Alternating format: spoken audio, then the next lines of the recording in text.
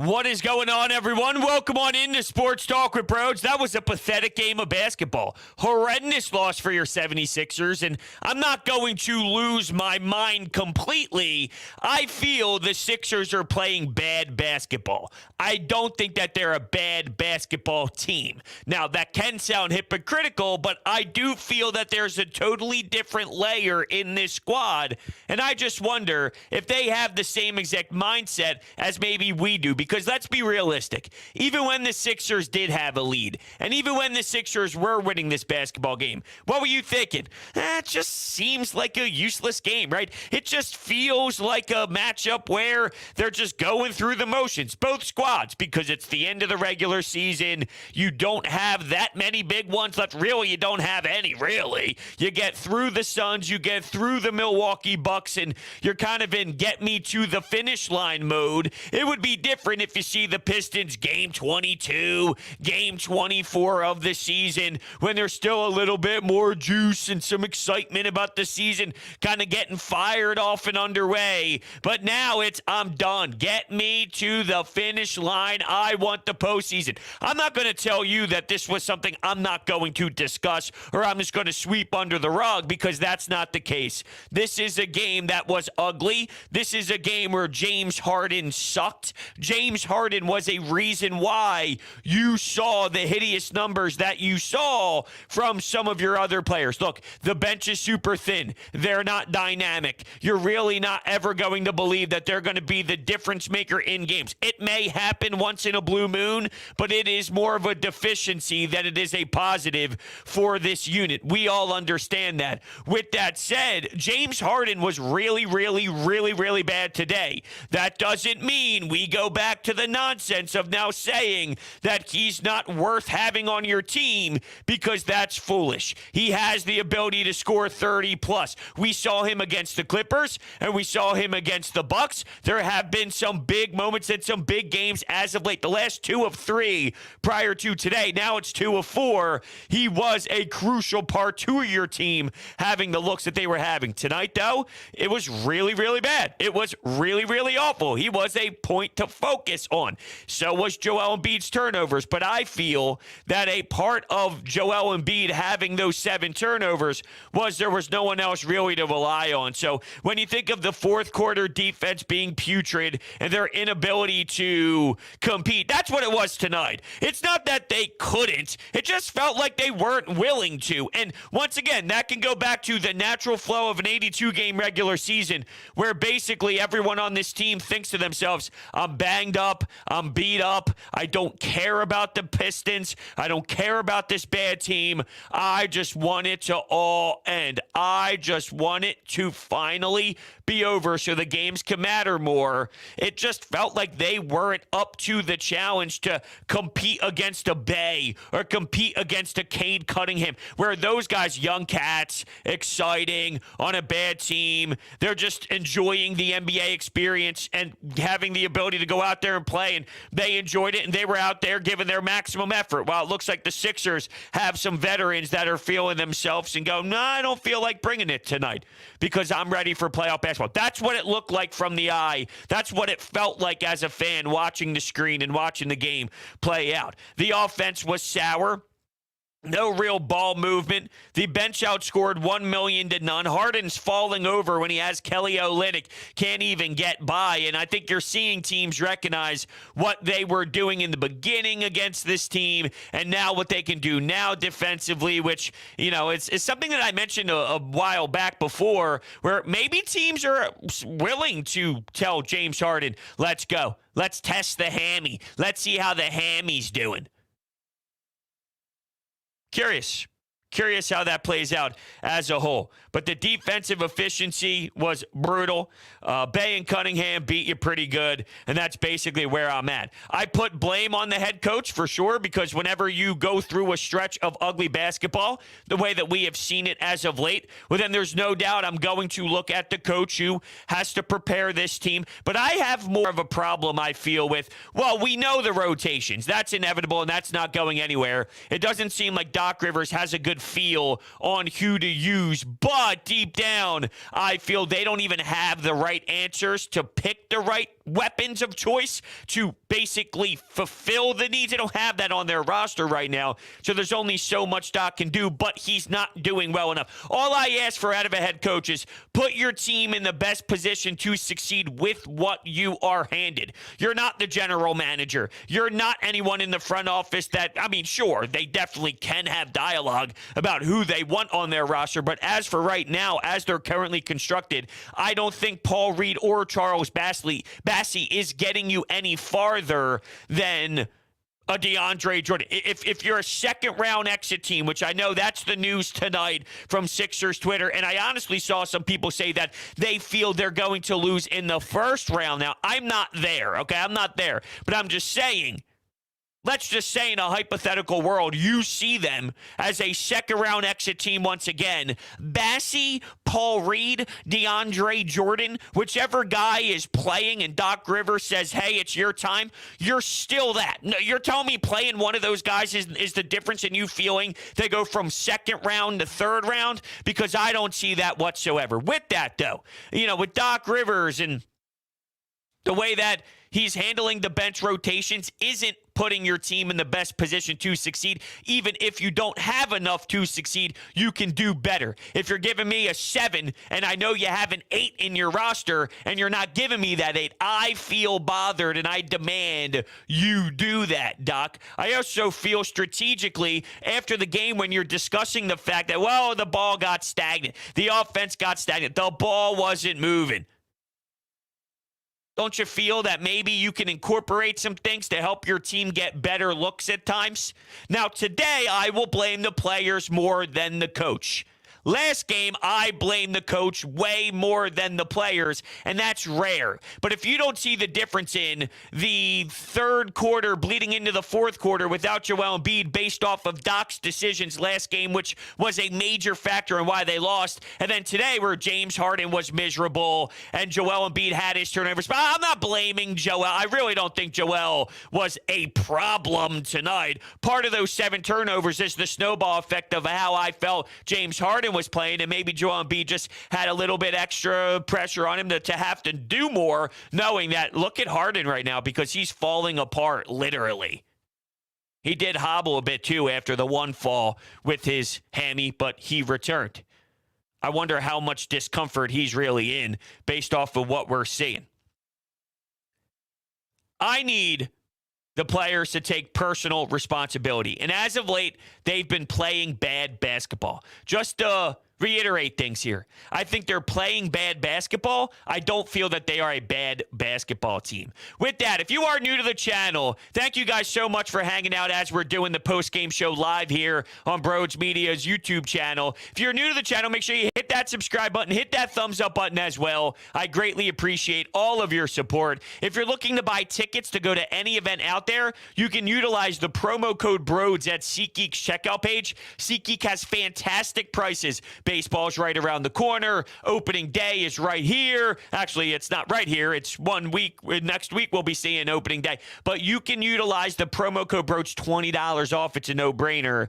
And also on Twitter, at Broads Media, pinned to the top of the profile, I'm giving away a pair of opening day Phillies tickets. So make sure you follow the account and retweet that tweet. It's just that simple. Okay, a few donations came in I want to get to. Just Call Me Flair wants to know how I fixed this in the offseason. Donates $2. I appreciate the donation, man, but there's a postseason to worry about before we get into what Daryl Morey is going to be doing in future offseason. So I can't get there yet. From a very basic level, though, I think Tobias Harris is going to be involved in some major move, even though that Tobias has been playing better ball as of late. And honestly, I feel that this is a really strong Tobias Harris. There were times in other situations where he'd have his back to the basket, he'd post up. It bothered me. But even when he's doing that now, it's always been a part of his game, but sometimes it's terrible. Sometimes there's no rhyme or reason to it, and it just looks out of sync, out of whack with the offense. Not that this offense looks like any sort of beautiful pace right now by any means,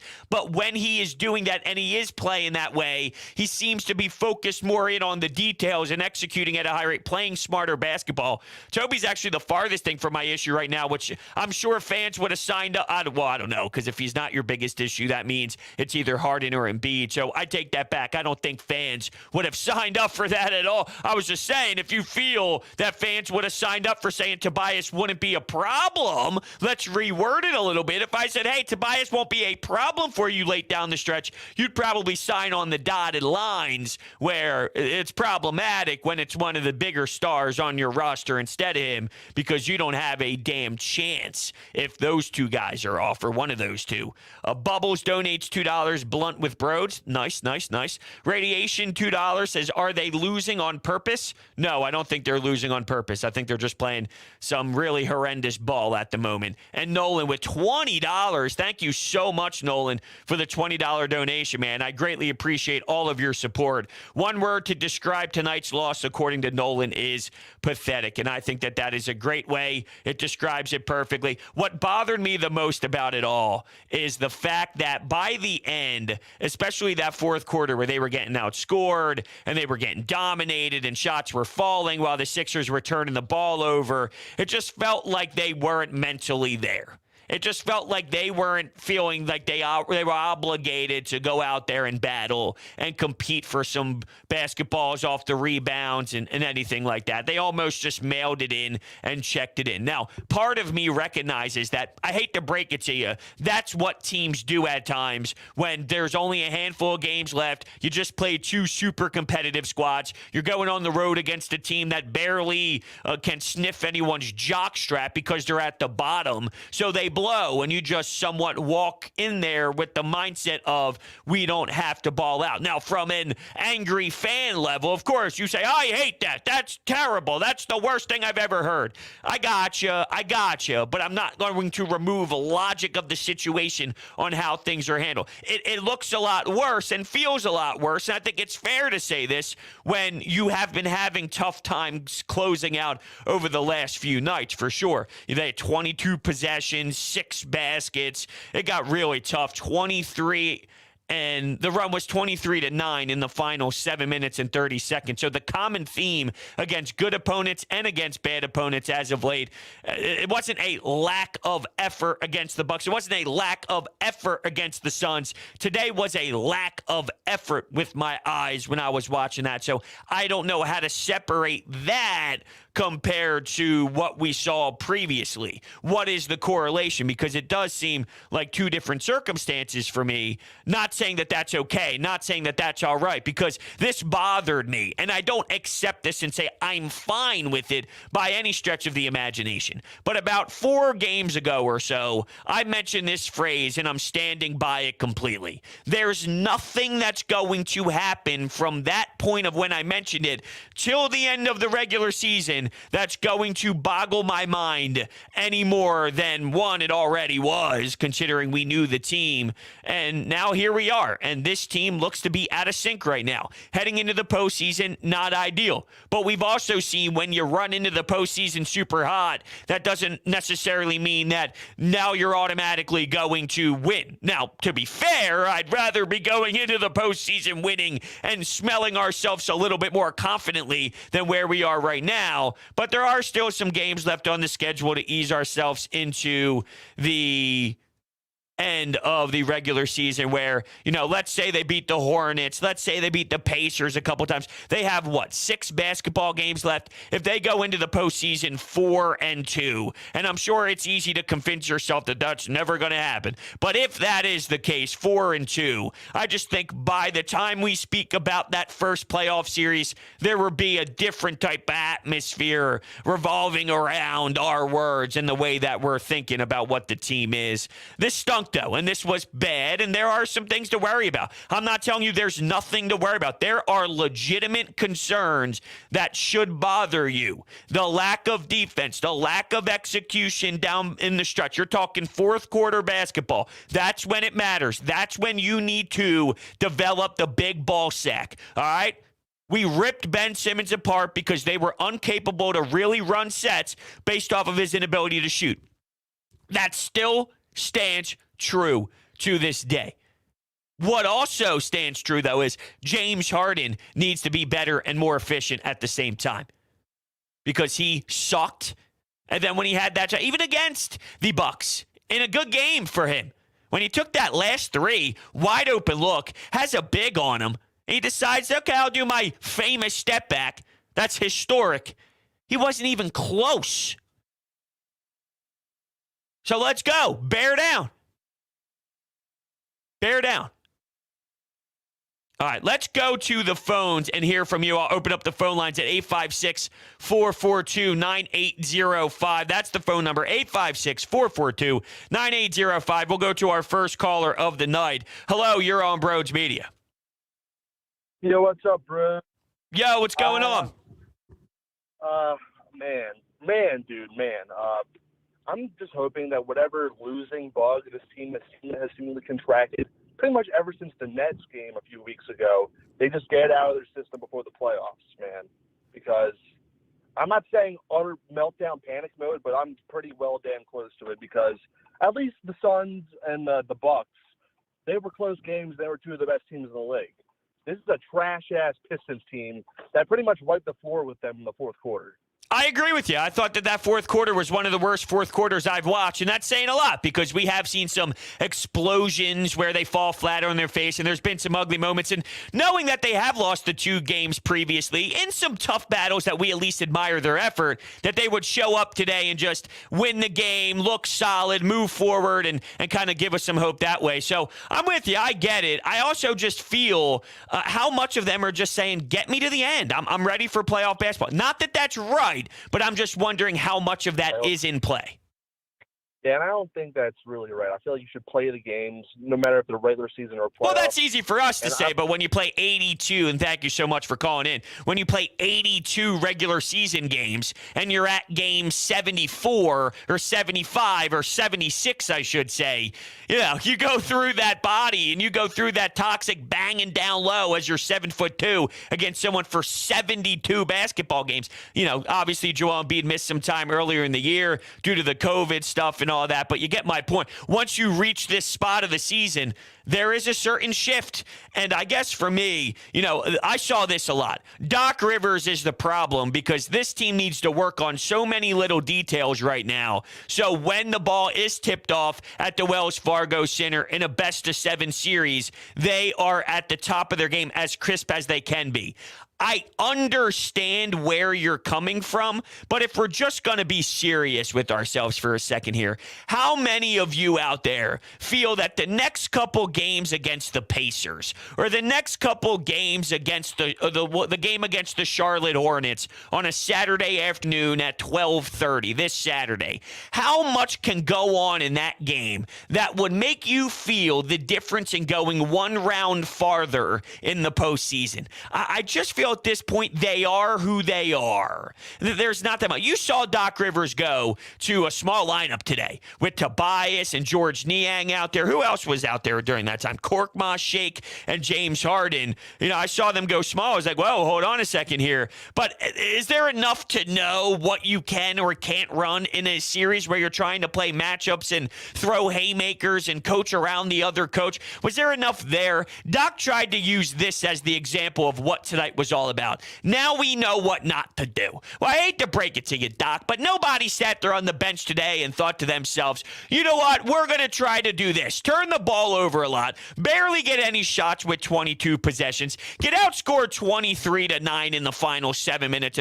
Of course not, Doc. This wasn't about what you can and can't do. You're playing the Pistons, you stink. Anything that happened against the Pistons today, that wasn't the difference in them learning how to do it. It's so far. At this point, you play 99% of the regular season. The difference between this team and some other teams is you made a trade at the deadline to add such a big acquisition that changes who you are as an entire squad. So you haven't had that. But that's irrelevant because you are at 99% of the season. Basically, when you get to this point, you are what you are. So to scream that Doc Rivers and details in these final games, I don't know how much your team's brand is going to change that much from now until then, when basically everyone in the league is getting ready for the bigger moments and somewhat leaving these regular season irrelevant games behind them.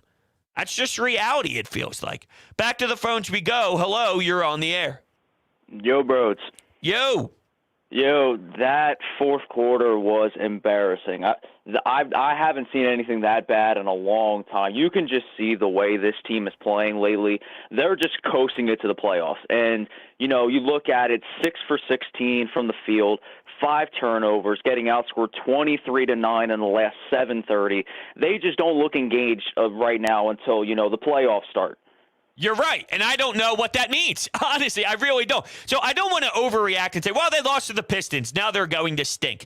Because that's what you do. They'll lose 20. Even the best teams in the NBA. If you win 60 games in the regular season, that means there's 22 games to bitch about. And in reality, it's not like all 22 of those losses come against the Bucks and the Heat and the Celtics. There's times where the great teams lose and have a horrendous one against the Pistons. So is that just what this is? It just so happens to be as we're gearing up towards the most important part, which makes it more unsettling? I don't know.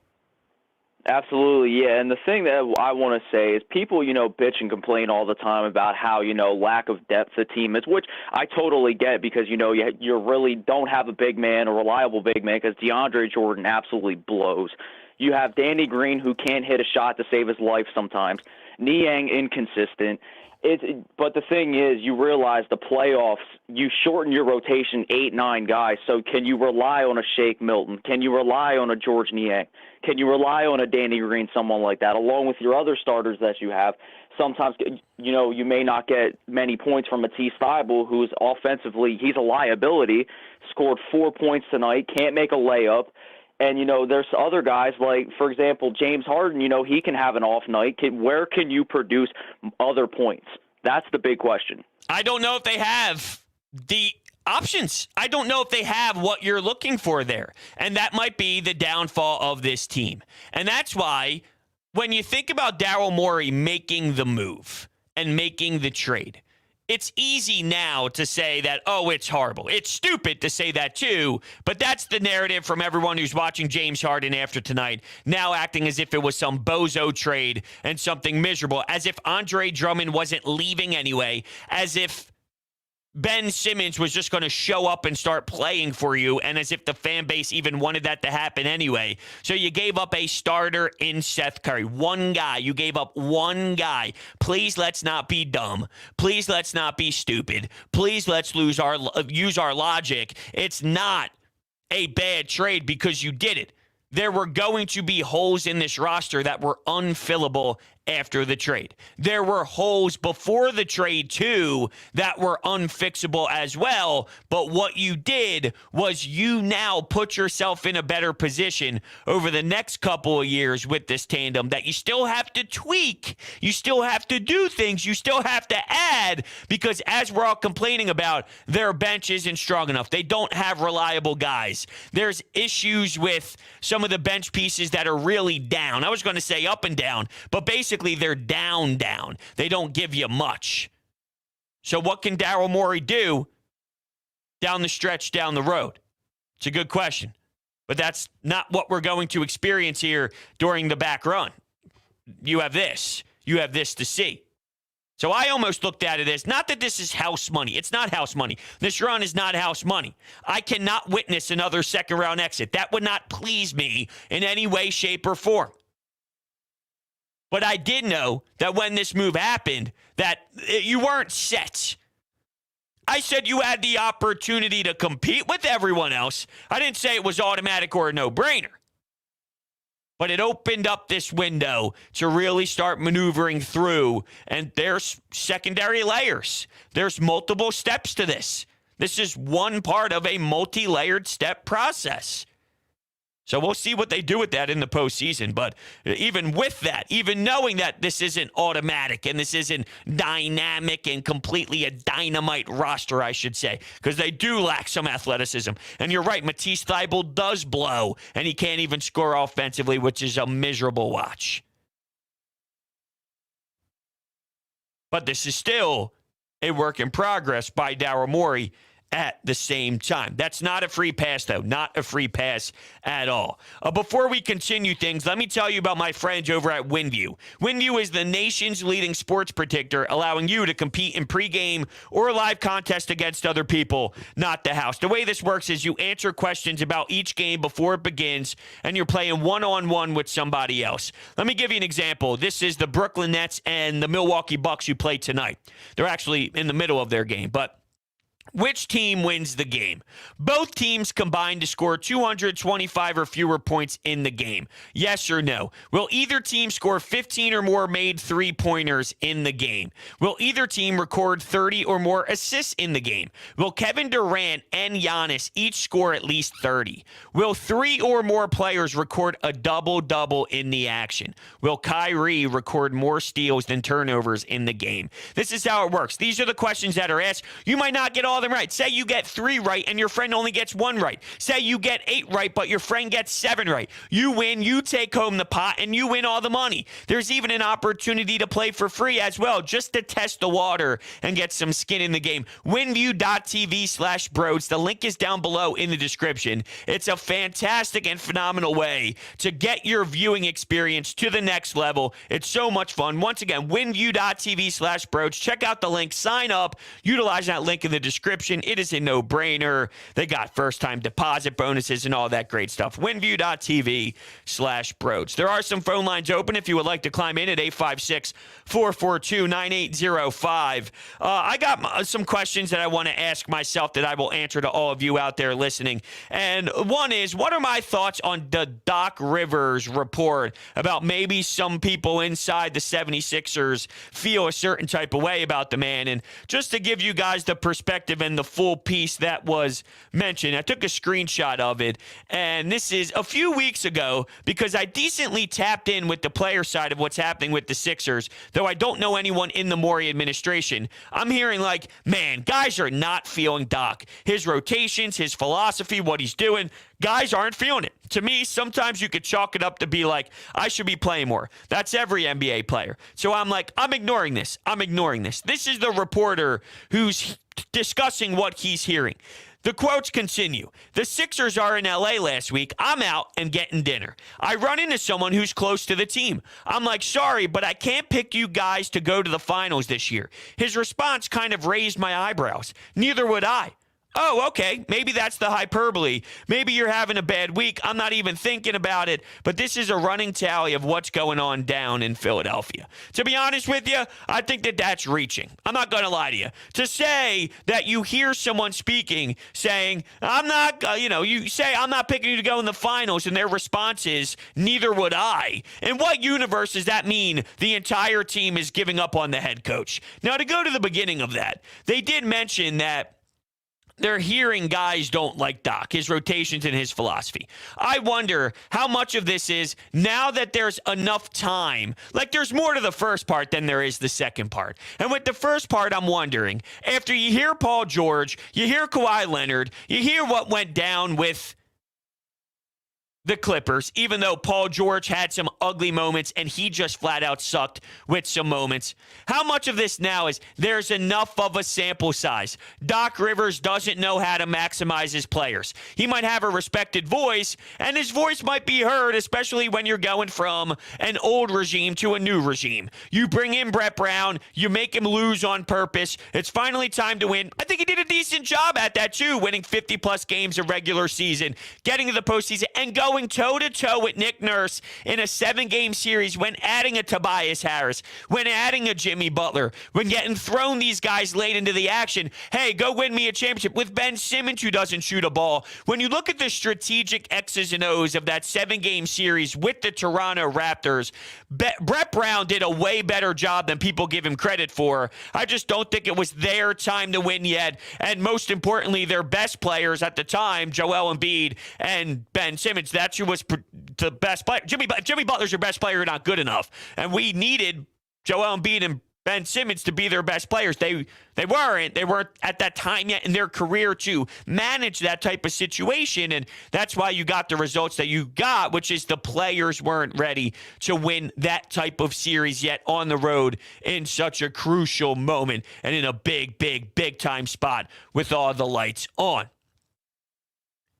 Now, though, has the Doc Rivers thing kind of ran its course? When you hear Joel Embiid afterwards make the statement that's when the game changed, and basically not throwing Doc under the bus. I don't think that's throwing Doc under the bus. I feel Joel Embiid tells you how he feels. That's what he does. It's funny. We always want athletes to tell us something about their personality and how they handle themselves and be honest with it. Whenever they give us crap, we go, shut up, right? Nick Sirianni the other day said that Derek Barnett's a great player. I'm paraphrasing a little bit, but the reaction was hysterical about Nick Sirianni mentioning how great Derek Barnett is, and he's a fantastic player. And the reaction is like, I even saw Crossing Broad write an article that basically mentioned it's so hysterically brutal, and it's one of the most embarrassing things to ever say publicly that you have to give Nick Sirianni credit for even wording it the way that he did. That's what it's like majority of the time with these athletes, where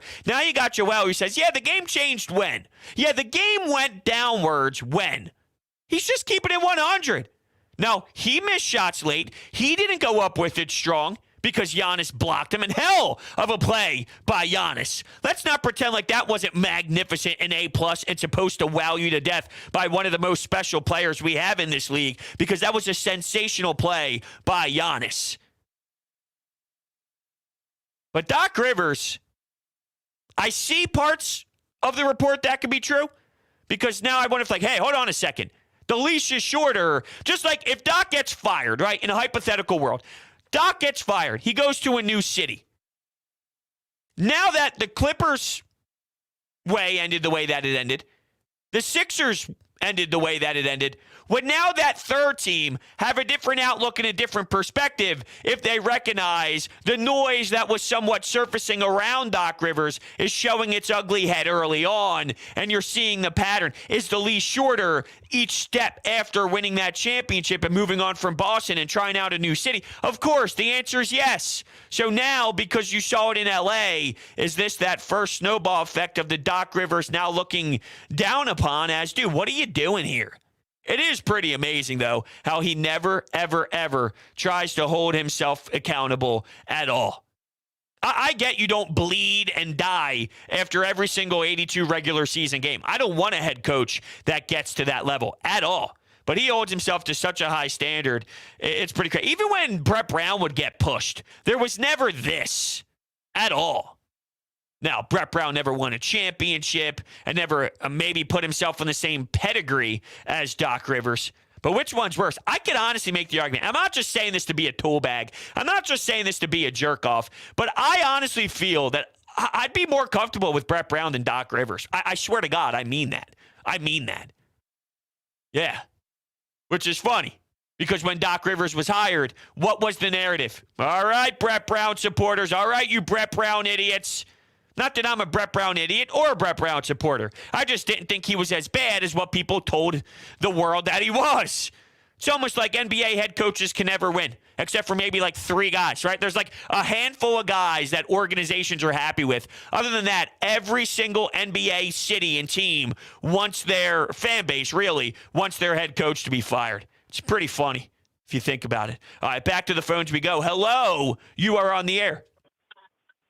Hey, what's going on, bros? Hey, great show. Always love the content. Thank you. I can't believe, yes, sir. I cannot believe that Doc Rivers threw James Harden under the bus and blamed the loss on him without ever, like you stated previously and in other shows, that he never holds himself accountable. He never takes that opportunity to say, hey, I could be better. There are things I could have done in the way of adjustments or substitution patterns to make the outcome different. I don't see him lingering here beyond this playoff run. And it's unfortunate for Sixers fans who have held out such high hopes and expectations for Doc Rivers and the team this year. that we have to look at now, this dysfunction. And we laughed a couple of days ago when we saw the Miami Heat blowing up and exploding and coach and players fighting. Now we have become them. It's ridiculous. I don't know what's going to happen. I'm trying not to overreact and retain some form of optimism and preserve my most serious judgments for the playoffs. But we're going to see. We're going to see. Great show. Thanks, buddy. Thank you. That was great. That was fantastic. Thank you. So, you know what? That's an excellent point that you brought up about what happened with Doc Rivers after the game, saying less about the bench and less about their shots, more about James Harden and how disgusting he played. And obviously, I'm utilizing the word disgusting. He blamed James Harden more than some other guys, but he's not wrong. What we are seeing, though, is, there's a couple ways to dissect this. What's being stated is right. So they're all referencing the same points here that matter most that needs to be fixed. Doc Rivers, end of the third quarter, when Joel Embiid states that against the Bucks, he's 1,000% correct. When Doc Rivers is starting to throw shade towards James Harden, he's absolutely correct. So they're all discussing and dissecting the issues that do matter most, and they're not sugarcoating anything. They're laying it right there on the table. Maybe that's the way they work. Maybe that's the way that they feel is the best way to go about it. Why am I going to lie and do this and that? This is where it went wrong. This is what needs to change. Maybe there's something to that, because just because one team runs it one way and another team runs it another way and different players talk to the media a different way doesn't mean that one way won't work. That's a positive viewpoint on it. The negative viewpoint on it is now we have a team who's pointing fingers. Now we got some players that seem against the coach. Player versus coach. Maybe it is that way right now. Maybe it is. I wouldn't be surprised. There's reasons why we do get up in arms about some of the things that Doc Rivers does out there, because it doesn't add up. How do we know? We're just people who watch the damn game. You've been around the block and you're labeled one of the best coaches to ever play in this, to ever coach in this league. Of course, playing career too, but to ever coach, you're at that high of a level. How can it be that asinine that you choose some of the things that you choose to do with this franchise? Now, something else comes to mind, though. What is the point of an assistant coach? Now, I'm not going to tell you that assistant coaches can go barge into Doc Rivers' office and say, you have to do something certain the way I like it, or I'm out of here, right? That obviously will never play. But when Doc Rivers wasn't available due to COVID protocols, Dan Burke slid in there, and there was a different feel. There were different rotations, and not that Doc hasn't tried anything different. Hell, I mentioned today that he went small, and he threw Tobias in there, Tobias and Niang, with Shake, James Harden, and Furkan Korkmaz. That's something different. Maybe we see them go small. And I called for that. I called for that a little bit ago when I realized DeAndre Jordan wasn't working. I mentioned, even if you don't like Bassie, even if you don't like Paul Reed, Doc, why not try something different? Because this doesn't work, even if it's small, to space the floor out, give you some sorts of different looks, right? What is Dan Burke doing? What is Dave Yeager doing? What is Sam Cassell doing? Are they saying, you guys, great job. Great job, Doc. Fantastic work. What? So we know that they believe in different things, obviously. There's no sort of dialogue. There's no sort of communication. Isn't there enough respect? If Sam Cassell spoke to Doc Rivers and said, yo, Doc, what do we think about this? You don't think Sam Cassell has the pedigree to do that? Because I feel he does. It's not a disrespectful way. It's behind closed doors. Unless Doc throws this back their way. Look how many wins I got, bud. Which I'm sure he feels entitled. Not that that's right at all. Not that that's right at all. So here is Doc Rivers' answer. What happened in the fourth quarter? This is his response. I thought it was a tough game. I thought offensively we really stood around. They're switching. We just played outside and didn't move the ball as a group. At halftime, we were shooting 42%, I think, and I just thought the fouls bailed us out. We were awful in the first half, too. We played with little life tonight. Didn't play together tonight at all. That's something we've been doing. It's just one of those nights, but tough one. Then about the bench unit struggling. Well, they didn't struggle. They didn't get a lot of shots in their defense. I think during that stretch, it was more James than them. So, it's just a tough night.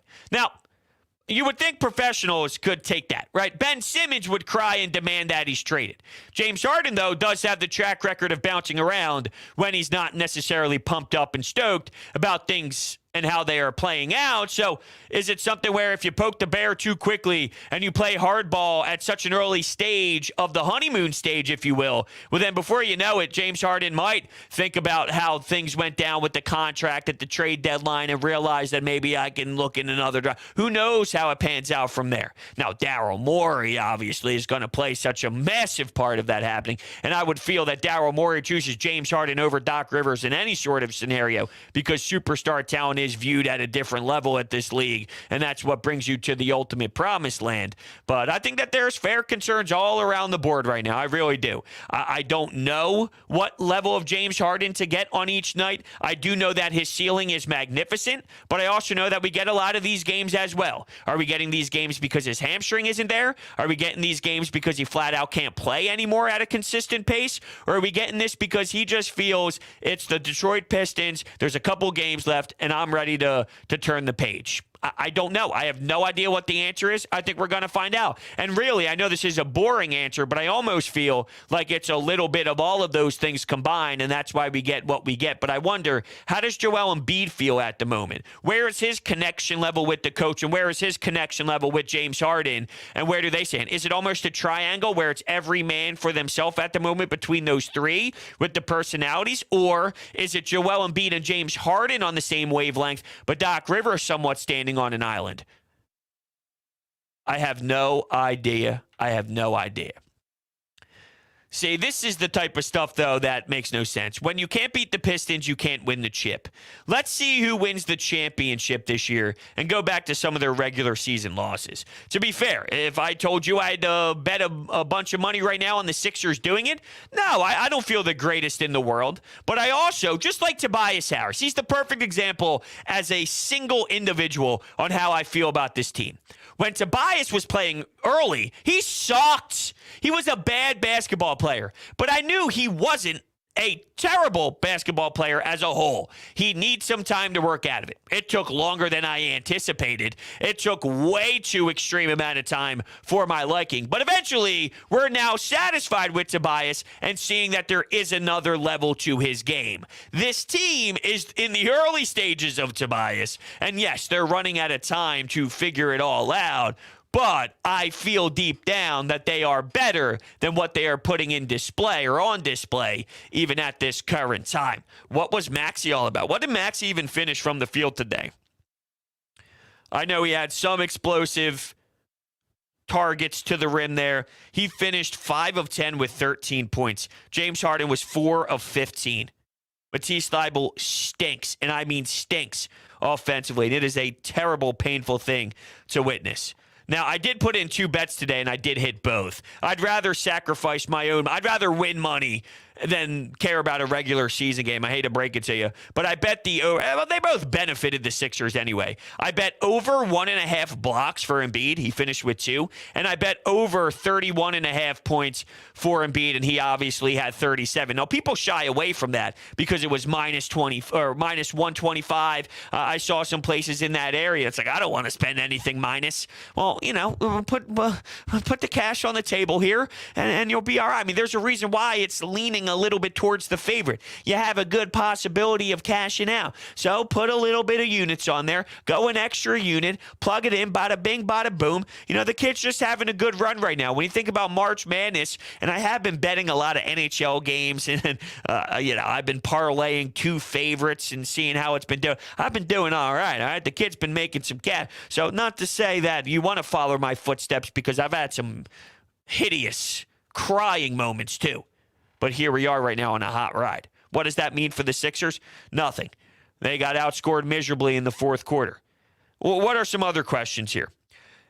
What's more normal, the bench or when the bench gets going? And the example used was something similar to George Niang. When George Niang is firing in all cylinders and the crowd goes electric and the place is buzzing. Well, it was on the road, so different circumstance. I referenced that because obviously bench pieces normally do play better and have more consistent vibes to them when they have the fan base reacting behind their backs and having the support. The problem is, it seems like there are some problems that we've been discussing, is if I had the answer, what's more normal, this bench or a bench that is more competent? Even though the bench has its issues, I'll still say the bench giving you competent play over this version of play. This version stems from a poor starter. If the starter plays well, the bench is better. That's a big part of this. The domino effect, and Doc Rivers wasn't wrong, was the way that James Harden basically at times just gave up.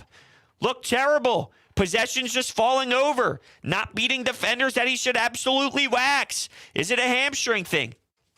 Maybe. Maybe the hamstring thing is killer. Some nights it's fine, some nights it's not. It's obvious he doesn't have the same burst to the basket. Just to preface this for the 6 billionth time, that doesn't mean it's not worth it to bring him in. It doesn't mean I don't want to have him.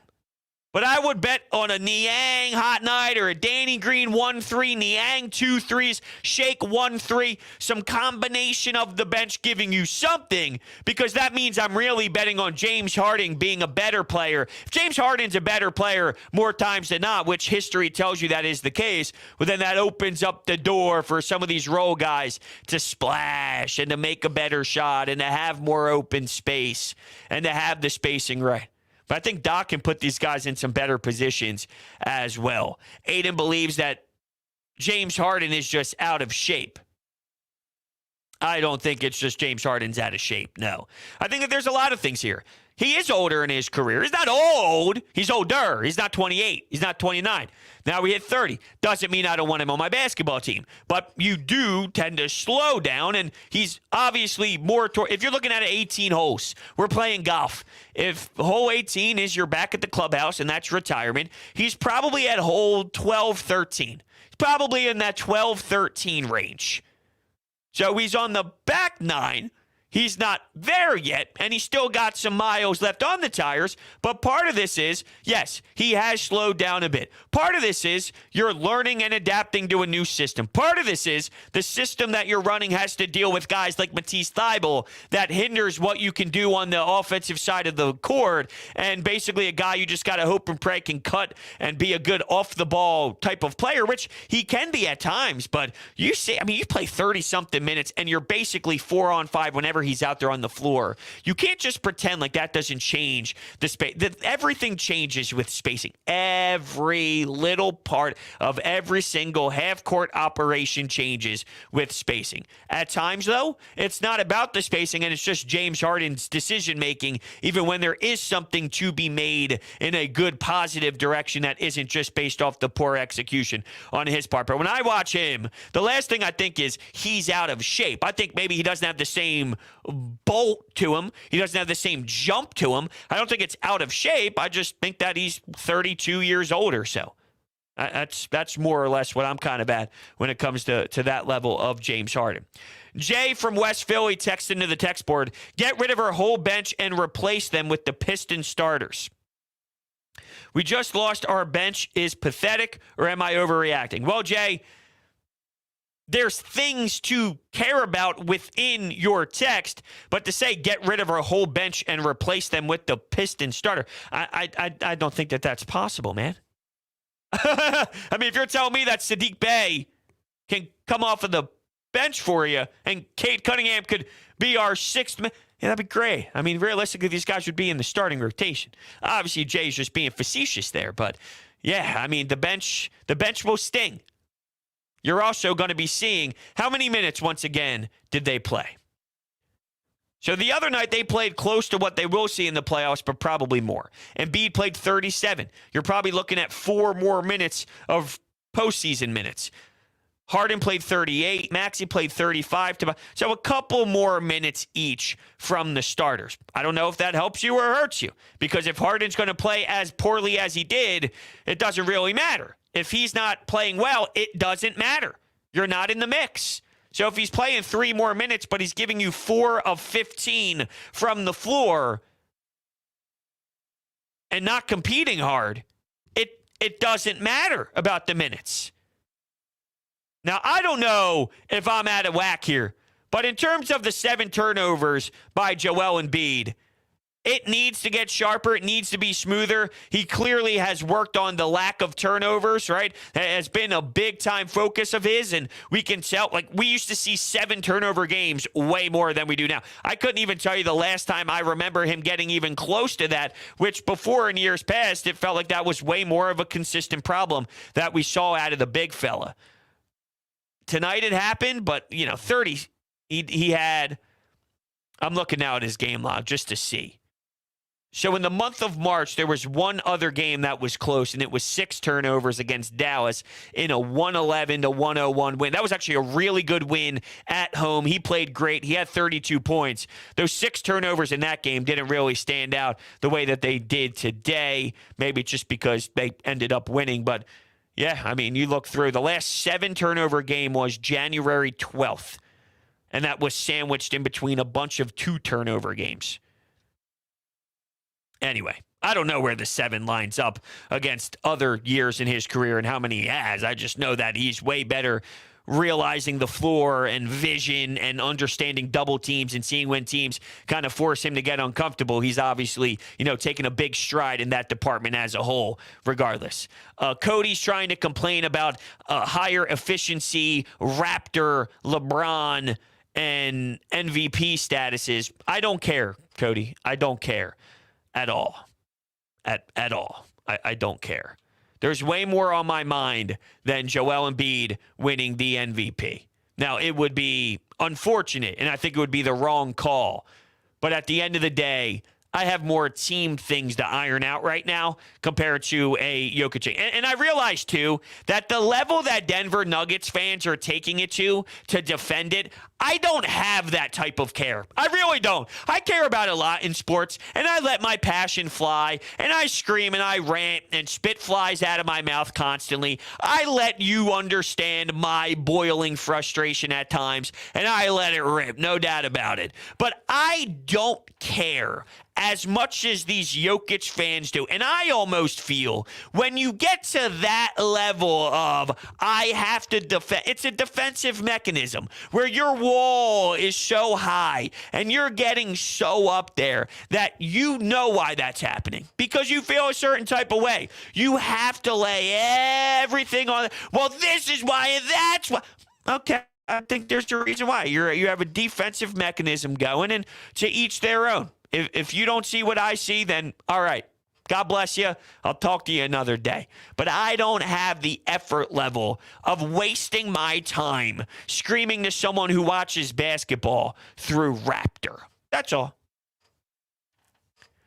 Eddie is saying, I don't feel the need to fight for it because he lost it. That's why.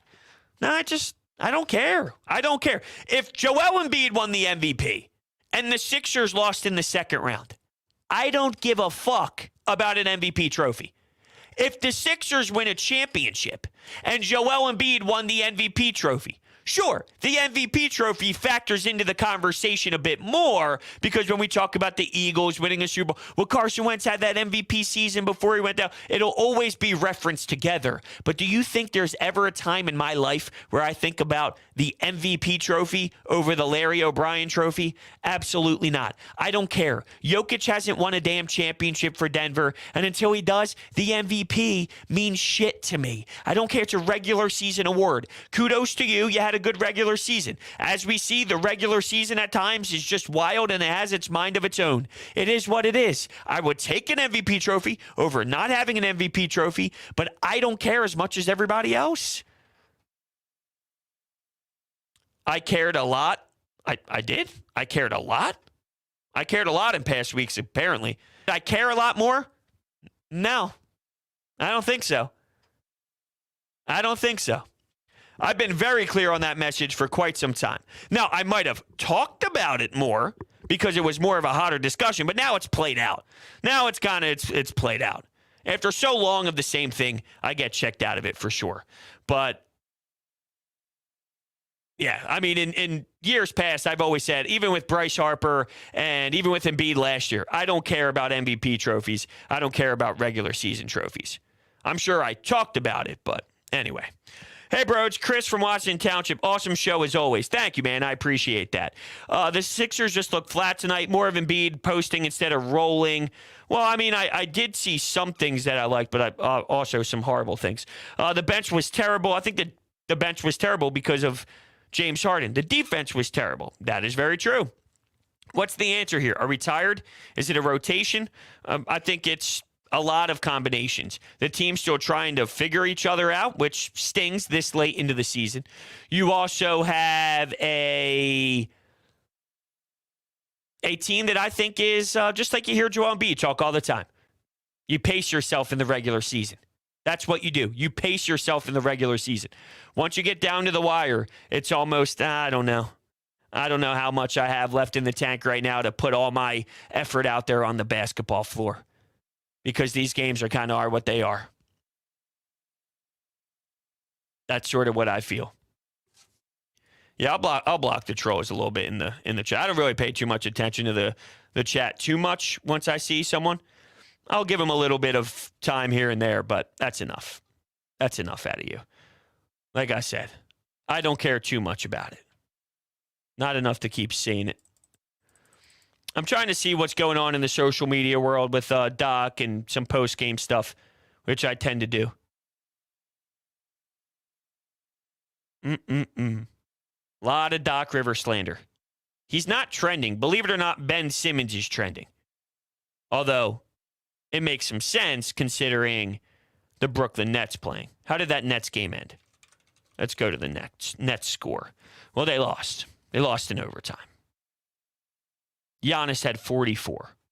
Jesus. KD had 26. Kyrie had 25.